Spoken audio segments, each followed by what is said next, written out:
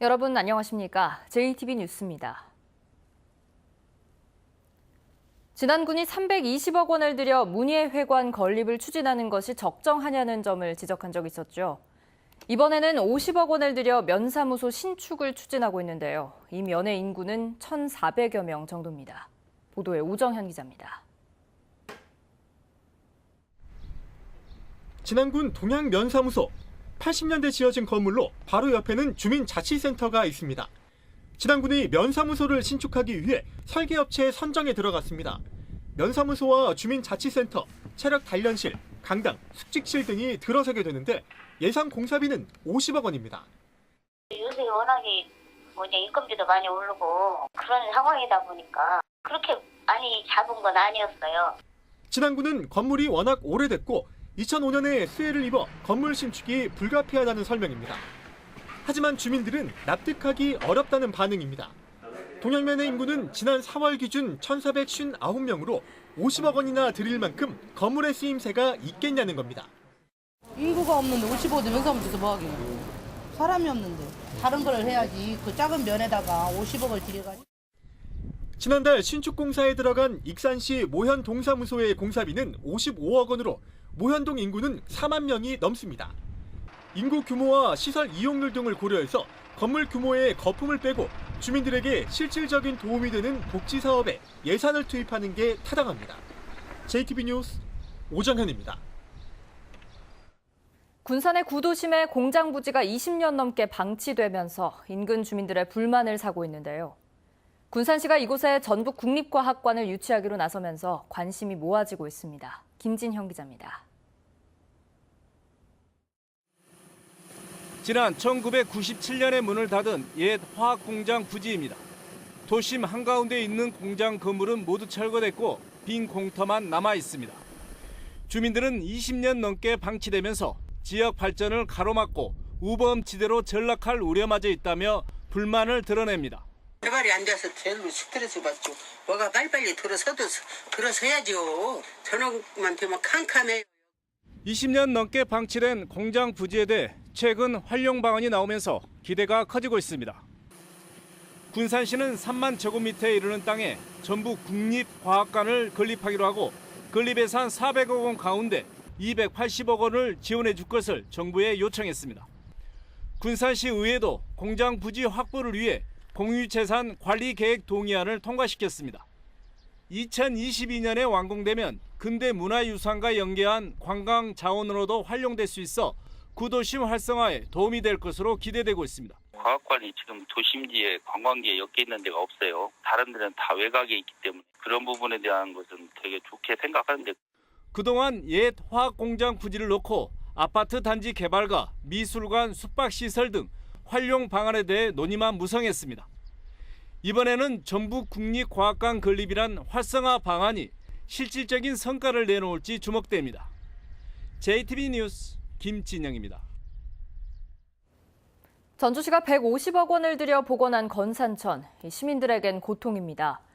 BOD가 6등급인 썩은 물 수준으로 주민들이 악취와 해충 피해에 시달리고 있습니다. 나금동 기자가 보도합니다. 전주시가 지난 2017년까지 150억 원을 들여 생태하천으로 복원한 건산천입니다. 전주시는 서울 청계천처럼 콘크리트를 걷어낸 뒤 하천에 정화식물을 심고 산책로를 조성했습니다. 하천 바닥에 퇴적물들이 쌓여 시커멓고 정체를 모를 부유물들이 둥둥 떠다닙니다. 악취는 코를 찌릅니다. 지난달 전북 보건환경연구원이 분석한 건산천 수질은 생화학적 산소 요구량인 BOD가 10ppm을 넘어 6등급 수준입니다. 사실상 공업용수로도 쓸 수 없는 썩은 물 수준으로 주민들의 고통은 이만저만이 아닙니다. 냄새가 너무나 많이 나요. 냄새 나는 정도로 화장실에서 썩었네 정도야. 여름 이제 돌아오면 이 냄새 때문에 창문도 못 열어요, 여기. 인근 상인들은 악취로 손님이 끊겼다며 심각한 경제적 손실을 호소합니다. 저도 식당을 하고 있지만 이 냄새 때문에 많은 사람들 괴로워하고 식당도 어렵고 지금같이 경기가 어려울 때는 이 문제를 빨리 시에서 해결해야 되지 않나. 날씨가 더워지면 해충도 기승을 부립니다. 그 날파리, 파리, 모기 이런 것들이 상당히 거슬리기 때문에 여름이 이제 돌아오면은 아주 심각할 것 같아요. 주변에서 우수와 오수를 분리하는 분류식 관거가 아직 정비되지 않은 탓에 많은 우수와 오수가 혼합돼 건산천으로 유입되기 때문입니다.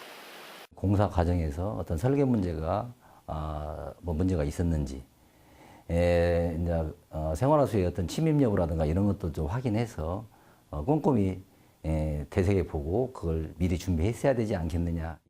건산천의 썩은 물은 전주천으로 이어져 전주천까지 오염시키고 있습니다.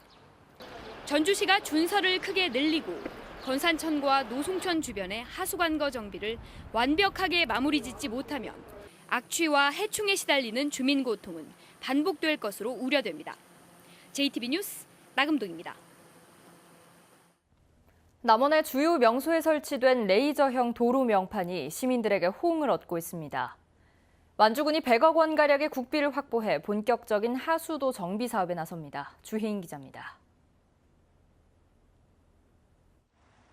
길 한쪽 벽면에서 건물 이름과 함께 도로명 주소가 반짝입니다. 시의회 광활루 등 남원의 주요 지역 7곳에 설치된 레이저형 도로 명판입니다. 어두운 밤에도 잘 보이고 디자인 효과도 있어 시민들에게 좋은 반응을 얻고 있습니다. 앞으로도 시설물로 설치를 확대해서 주소 안내는 물론 어두운 안전취약지 범죄 예방에 힘써 나가겠습니다. 군산의 관광 명소를 돌며 스탬프를 모아 선물을 받을 수 있는 군산관광 스탬프 투어가 다음 달부터 새롭게 바뀝니다. 각 코스를 권역별로 묶고 인증 지점은 8, 9개로 줄어 쉽게 완주할 수 있고 다양한 정보가 담긴 안내 지도도 제공됩니다. 올해 국비 103억 원을 확보한 완주군이 용진읍, 구이면, 운주면 등 3개 읍면의 하수도 사업을 본격 추진합니다. 완주군은 하수관거를 정리하고 소규모 하수처리장을 새로 지어 악취와 해충은 물론 새만금 상류의 수질도 개선하겠다고 밝혔습니다.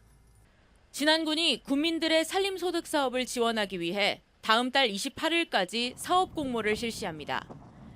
공모 대상은 산림작물 생산단지, 산림복합경영단지 등 2개 사업이며 임업 후계자, 독림가 등이 신청할 수 있습니다. JTB 뉴스 주혜인입니다. 전주시 중앙동과 군산시 장미동, 정읍시 장명동 등 7개 시군 8곳에서 거리 환경을 개선하고 마을 축제 등을 여는 지역 공동체 활성화 사업이 추진됩니다.